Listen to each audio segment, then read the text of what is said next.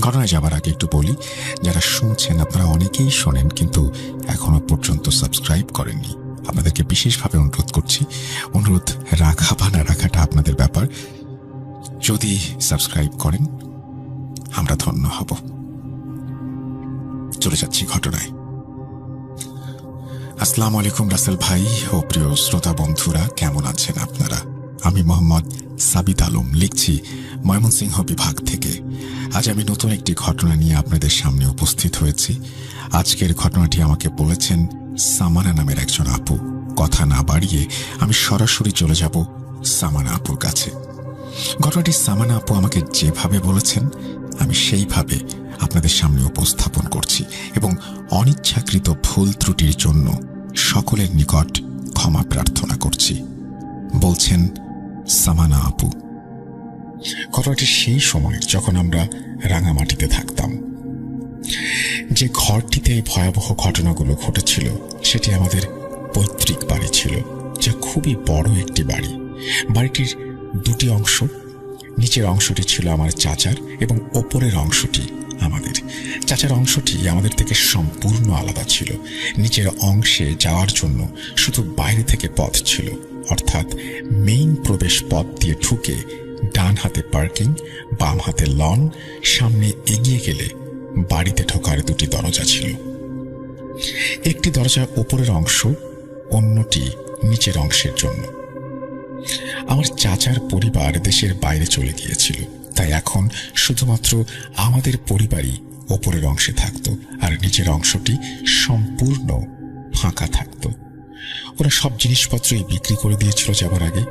একদিন আমার ইউনিভার্সিটিতে একটি অনুষ্ঠান ছিল। অনুষ্ঠান শেষ করে ফিরতে ফিরতে মাগরিবের আজানের সময় হয়ে গেল। আমি বাড়িতে পৌঁছতেই দরজায় বসা ওয়াচম্যান আমাকে দেখে দরজা খুলে দিল। আমি স্বাভাবিকভাবে বাড়িতে ঢুকছিলাম এবং নিজের হ্যান্ডব্যাগে, কারণ সেই বাড়ির উঠোনের মধ্যে ছিল একটি কবর। আমাদের মতো ছোটদের কাছে ব্যাপারটা ছিল খুবই রহস্যময়। আমরা প্রায়ই দেয়ালের উপরে উঠে বা ছাদ থেকে উঁকি দিতাম, চুপি চুপি তাকিয়ে থাকতাম ওই বাড়িটার দিকে। সেখানে ছিল একটা বিশাল পুরনো নিম গাছ আর তার নিচেই ছিল কবরটা। কিন্তু ওই বাড়িতে লোকজন খুব একটা চোখে পড়ত না। একসময় আমাদের পরিবার থেকে সবাই কড়া নিষেধাজ্ঞা জারি করলো যে কেউ আর ওই বাড়ির দিকে তাকাবে না। বড়রাও আমাদের দেয়ালের উপরে উঠে তাকানো বন্ধ করিয়ে দিলেন।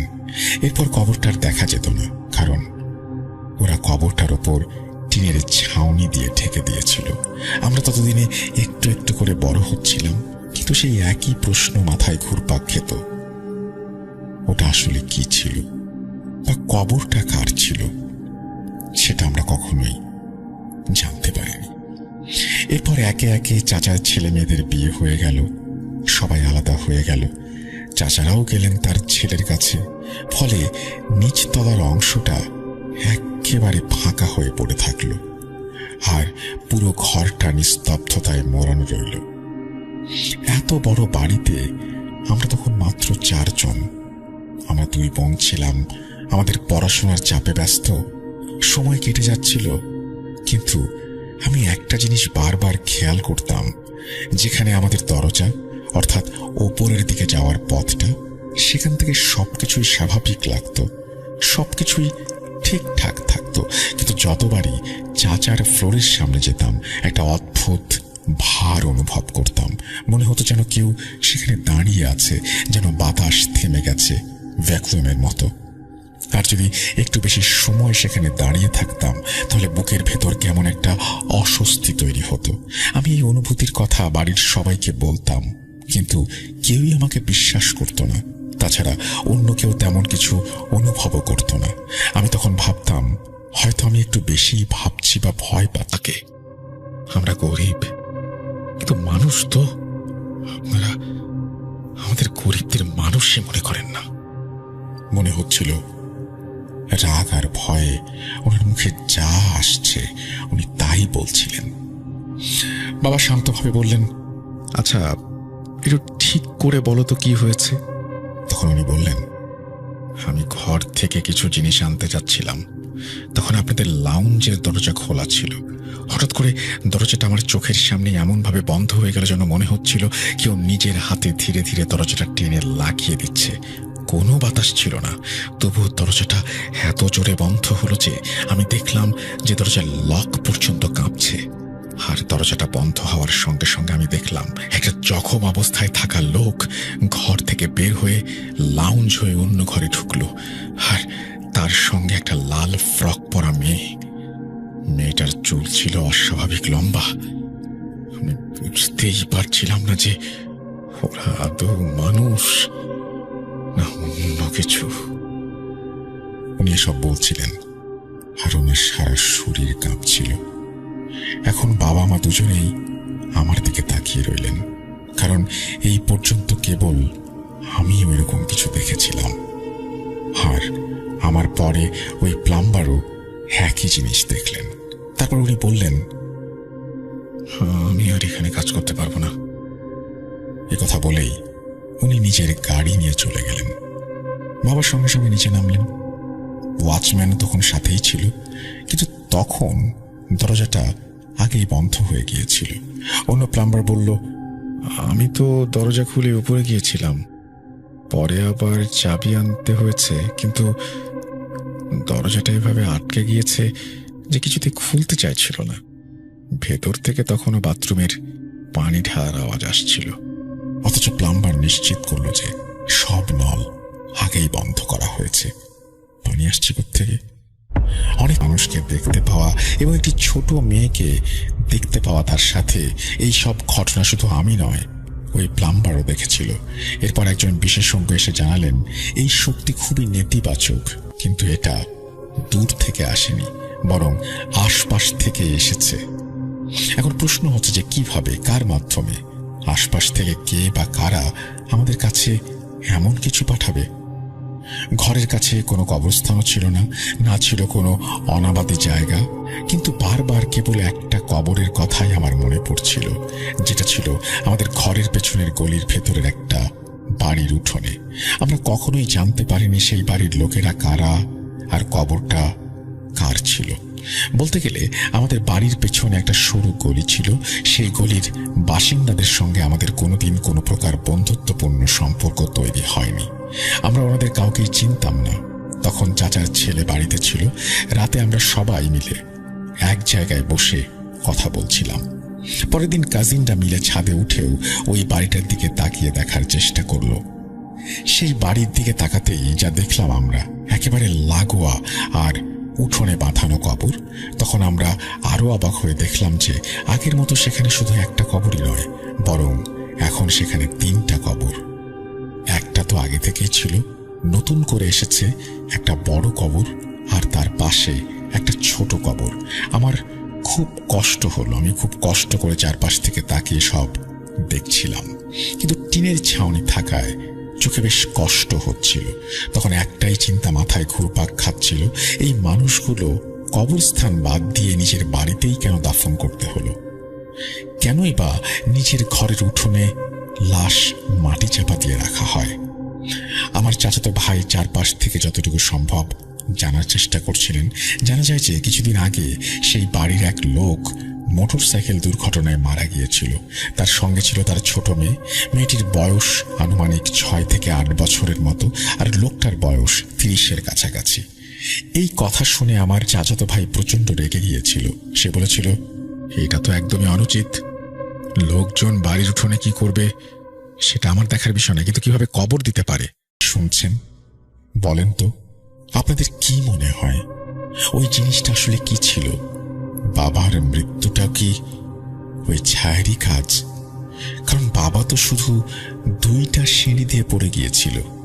মৃত্যুর প্রকৃত কারণ ছিল কি? দুবাই যাওয়ার পর হঠাৎ একদিন পুরাতন প্রতিবেশীর সাথে ফোনে কথা বলছিলাম আমি। উনি আমাকে জানিয়েছিলেন যে ওই বাড়ির ব্যক্তিরা নাকি অন্য ধরনের এক ধর্ম ফলো করত। ওনাদের বাড়িতে একটা কিতাব পাওয়া গিয়েছিল, মৃত্যুর পর ওনাদের দাফন যেন ঘরের উঠোনেই হয়, আর যেন ওনাদের পা উত্তর দিকে, মাথা দক্ষিণ দিকে থাকে। তবে এলাকার মানুষ নাকি ওদের এই কাজ আর করতে দেয়নি। কিতাবে এও লেখা ছিল যে ওরা নাকি মৃত্যুর পর ফিরে আসবে, প্রতিশোধ নেবে। এখন আল্লাহ ভালো জানেন আমাদের সাথে কেন এরকম হয়েছিল, তারাই বা কি ধর্ম ফলো করত। তবে এটুকু জানতে পেরেছিলাম যে সেই 3 কবরের মাঝে পরের 2 কবরের লাশ যেভাবে মারা যায় সেইভাবেই দাফন করা হয়। কোনো গোসল নাকি হয়নি। লোকটার মাথার ওপর দিয়ে ট্রাকের চাকা চলে গিয়েছিল, আর মেয়েটা নাকি লাল ফ্রক পরা অবস্থায় ছিল তখন। বাকি যাই হয়েছে আল্লাহ মালুম। ধন্যবাদ প্রিয় লিসেনার্স, মনোযোগ দিয়ে ঘটনাটি শোনার জন্য। ঘটনা যদি ভালো লেগে না থাকে তবে অবশ্যই আমাকে ক্ষমা করবেন। আপনাদের সকলের সুস্থতা কামনা করি আমি সাবিত আলম বিদায় নিচ্ছি আজকে। এই বলে তিনি তার ঘটনা শেষ করেছেন। আমার কাছে মনে হয় যে ঘটনাটা বেশ অদ্ভুত টাইপের, এবং আমিও প্রশ্ন ছুড়ে দিতে চাই আপনাদের জন্য। কমেন্ট সেকশনে লিখুন কি মনে হয় আপনার, ওটা আসলে কি ছিল। আমরা চলে যাব আমাদের পরবর্তী ঘটনায়।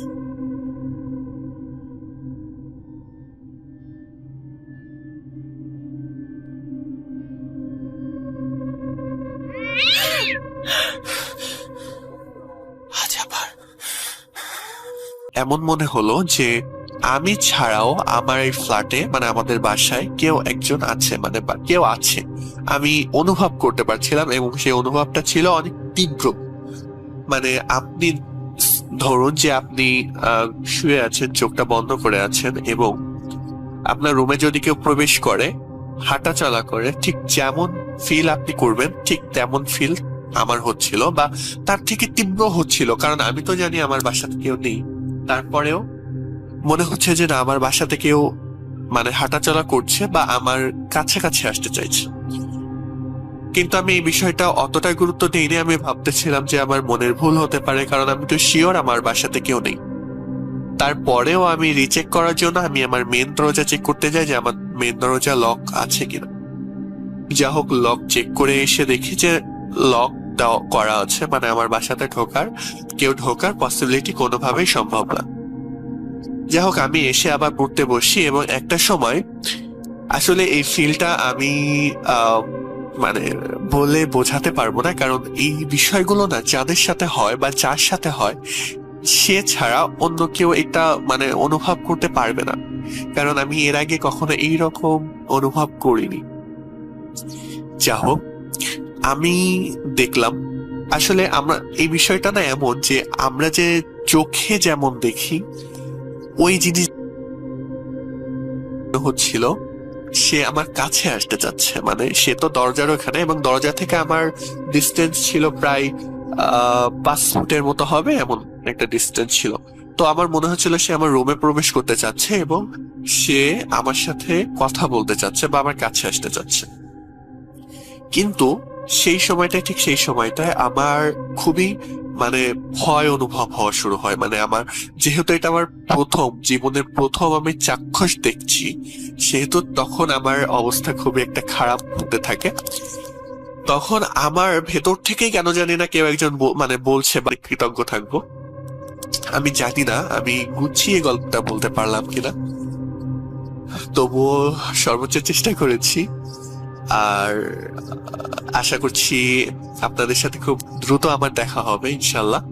সেই পর্যন্ত সবাই ভালো থাকবেন, সুস্থ থাকবেন, এবং ভূত.com এর সাথে থাকবেন। আল্লাহ হাফেজ।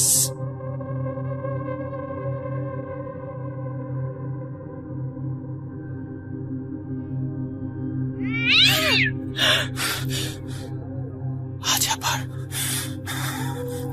শুনতে পাচ্ছেন শব্দটা? ভয়ের আরেক নাম ভূত.com। Welcome back. আপনাদের সবাইকে স্বাগত জানাচ্ছি আমি রাসেল। আশা করছি আপনারা সবাই ভালো আছেন এবং ভালোর তলে আছেন। আমিও ভালো আছি আর ভালোর তলে আছি। এই সপ্তাহে আমি 2টো ঘটনা পেয়েছি। একটি ঘটনা পাঠিয়েছেন তানভীর তুষার, আর একটি ঘটনা পাঠিয়েছেন তানভীর হাসান। আমার তানভীর তুষারের ঘটনা তো সবসময় ভালো লাগে। তানভীর হাসান কেমন লিখলেন সেটা শেয়ার করতে চাই আপনাদের সাথে। তার আগে বলি, আমাদের ইমেল অ্যাড্রেস হচ্ছে russell.booth.com@gmail.com। যারা ঘটনা পাঠাতে চান তারা এখানে ঘটনা পাঠাতে পারেন। আর আমাদের ইউটিউব চ্যানেলটি যারা শুনছেন তারা অনুগ্রহ করে সাবস্ক্রাইব করবেন, আমাদের সঙ্গেই থাকবেন। আমি সরাসরি চলে যাচ্ছি ঘটনায়। যেভাবে লেখা আছে আমি সেভাবেই পড়ে শোনাচ্ছি। প্রথমেই নাম লিখেছেন তানভীর হাসান, তারপরে লিখছেন, আসসালামু আলাইকুম রাসেল ভাই, আশা করি আল্লাহর রহমতে অনেক ভালো আছেন, সুস্থ আছেন। আমি জানি আপনি সবসময় ভালোর দলেই থাকেন। আমি তানভীর, আমার বাসা রংপুর জেলার মিঠাপুকুর উপজেলায়। আমি আপনার ফলোয়ারদের মধ্যে একজন। আমি আজ যে ঘটনাটি বলবো সেটা আমার এক কাজিনের কাছ থেকে শোনা। তার নাম রেদওয়ান আহমেদ। আমরা দুজনই ভূত এফএম থেকে এখন ভূত.com শুনি। সে এখন তাকে ঢাকায় গম্ভীর এবং অস্বাভাবিক পুরুষালী হয়ে যায়। আমরা সকলে চমকে উঠি। এমন কণ্ঠ আমরা আগে কখনো শুনিনি। কবিরাজ আবার মন্ত্র পড়া শুরু করলেন।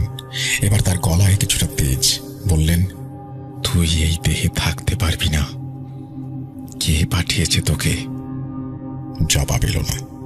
চাচির মুখ স্থির, কিন্তু চোখ দুটো বিস্ফারিত, এমন ঠান্ডা, অথচ ভেতর থেকে জ্বলন্ত চোখ আগে কখনো এরকম ভাবে কেউ দেখেনি। কবিরাজ এবার একটি লাল সুতা বের করে চাচির কনিষ্ঠ আঙুলে জড়িয়ে দিলেন এবং বললেন, তুই নাম বল, না হলে আমি তোর তেজ সব পানি করে দেব।